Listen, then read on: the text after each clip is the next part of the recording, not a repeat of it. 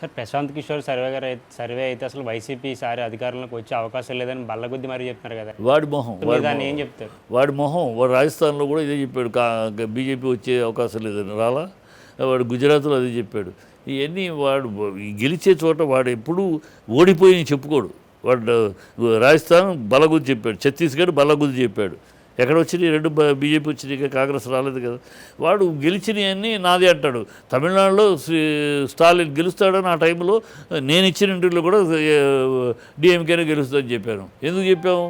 అక్కడ వేరే ఆల్టర్నేటివ్ లేదు. అక్కడ 60 ఏళ్ళుగా ఉన్నాడు. జైలలిత చచ్చిపోయింది. జైలలిత చనిపోయినాక ఏడీఎంకే చీలికలు అయిపోయింది. సో ఉన్న ఒకే ఒక కాంగ్రెస్కి అక్కడ స్థానం లేదు, బీజేపీకి అప్పటికేమీ లేదు అక్కడ. సో ఈ ఆల్టర్నేటివ్ వేరే లేరు. ఒక డిఎంకే తప్పితే 60 ఏళ్ళుగా ఉన్న డిఎంకే పార్టీ తప్పితే అక్కడ వేరే లేదు. అందుట్లో స్టాలిన్ అనేవాడు ఆ రోజు రాజకీయాలకు వచ్చినవాడు కాదు. 40 ఏళ్ళుగా రాజకీయాలు ఉన్నాడు. ఎప్పుడో మెడ్రాస్ మేయర్గా ఏనాడో చేశాడు. అప్పటి నుంచి ఎమ్మెల్యేలు గెలుస్తూనే ఉన్నాడు, వస్తూనే ఉన్నాడు, రాజకీయం చేస్తూనే ఉన్నాడు. సో అతనికి కొత్తగా వచ్చినవాడు కాదు, అనామతిగా ఉన్నాడు. కరుణానిధి గారి కొడుకు. ఆల్టర్నేటివ్ లేదు, కానీ గెలిపిస్తారు. అతనే గెలుస్తాడని. ఎందుకంటే తమిళనాడు లక్ష్యం ఒకటి ఉంది. వాళ్ళు ఎప్పుడు నేషనల్ పార్టీకి వెనకాల ఉండాలి చెప్తే నేషనల్ పార్టీని ముందుకు పెట్టరు.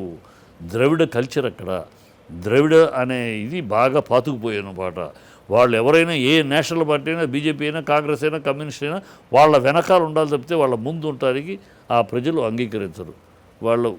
వాళ్ళ గట్టి అలా పునాది పడిపోయింది. ఆనాడు అన్నాదురై గారు మహామహులు డిఎంకే ద్రావిడ ముండేట్ర కళగం, ఆ ద్రవిడ యొక్క బీజం అలా నాటారు. కనుక వాళ్ళు వేరే ఆల్టర్నేట్ లేదు. జాతీయ పార్టీలు వాళ్ళు పెట్టుకుందాన వీళ్ళతో కలిస్తే తప్పితే. అందుకనే కాంగ్రెస్ డిఎంకే తోటి కలిసింది. బీజేపీకి ఒంటరికి ఏమైంది, ఒక సీటు రాలా. సో ఇది ఒకటో రెండో వచ్చింది. దీని అర్థం ఏంటి? ప్రజలు అంగీకరించట్లా, ప్రజలు గెలిపిస్తారు అతన్ని అని తెలుసు. అదే నేను చెప్పాను. వీడు పెద్ద విశ్లేషకుడిలాగా చెప్పాడు. జగన్ గెలుస్తాడని ఆ రోజు ప్రపంచానికి తెలుసు. ఎందుకంటే చంద్రబాబును గెలిపించారు. చంద్రబాబు 5 ఏళ్ళు 600 ప్రామిసులు ఇచ్చి ఒక్క ప్రామిస్ నెరవేర్చలేదు. అన్ని అబద్ధాలు ఆరబో తప్పితే మరొకటి లేదు. అమరావతిని భ్రమలు చూపించాడు. సింగపూరు సిటీ వస్తుందని అబద్ధాలు ఆడాడు. 7 స్టార్ హోటల్, 7 స్టార్ హాస్పిటల్ వస్తుంది అని దుబాయ్ సిటీకి 50 ఎకరాలు ఇచ్చా, ఇదిగో వచ్చేస్తాను. అన్ని అబద్ధాలు మారిపోయినాయి. ఎవడూ డబ్బు ఇవ్వక్కర్లేదు క్యాపిటల్కి.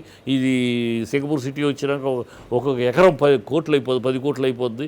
సో ఇది సెల్ఫ్ ఫైనాన్స్డ్ ప్రాజెక్టు అని పిచ్చి కథలు, పిచ్చి మాటలు చెప్పి, భ్రమలు చెప్పి కూలదోశాడు, ప్రజలు మోసం చేశాడు. సో వద్దు చంద్రబాబు వద్దు. ఆల్టర్నేటివ్ ఎవరు? 10 ఏళ్ళ నుంచి తిరుగుతున్నాడు కదా. పోయినసారి 65 సీట్లు ఇచ్చాం, ఈసారి 10 ఏళ్ళు తిరుగుతున్నాడు, ఒక ఛాన్స్ ఇస్తున్నావు. ఈ దౌర్భాగ్యం నుంచి, చంద్రబాబు అనే దౌర్భాగ్యం నుంచి బయటపడటానికి, ఈ రాక్షస కబంధ హస్తాల నుంచి బయటపడటానికి, ఈ అబద్ధాల ఆరబోత మనిషి కౌగిలి నుంచి బయటపడటానికి ఎదురు చూస్తున్న తరంలో అప్పటికి బీజేపీ ఏమీ లేదు అక్కడ. సో బీజేపీకి పెరిగే పరిస్థితి, నాయకత్వం లేదు. సో ఒకడు ఒక సీఎం కొడుకు తిరుగుతున్నాడు, నాకు ఒక అవకాశం ఇవ్వమని ఇచ్చారు. అది ఇస్తారని అందరికీ తెలుసు. చంద్రబాబు మీద ఉన్న వ్యతిరేకత వల్ల గెలుస్తాడు అని గ్యారెంటీగా తెలుసు అందరికీ. అది వీడేదో పెద్ద పక్కన నుండి చేయించినట్టు ఏంటి? వీడని ఇప్పుడు వీడి అవసరం చంద్రబాబుతో వీడికి అవసరం ఉంది. వీడి ఆశ ఏంటి? చంద్రబాబు గెలుస్తాడేమో, గెలిస్తే చక్రం తిప్పుతాడేమో నేషనల్ లెవెల్లో వీడికి ఎంట్రీ లేదు. వీడు బీహార్లో వీడిని తరిమేశారు, యూపీలో వీడిని తరిమేశారు, మహారాష్ట్రలో వీడిని తరిమేశారు, ఢిల్లీలో కేజ్రీవాల్ చీపమ్మన్నాడు.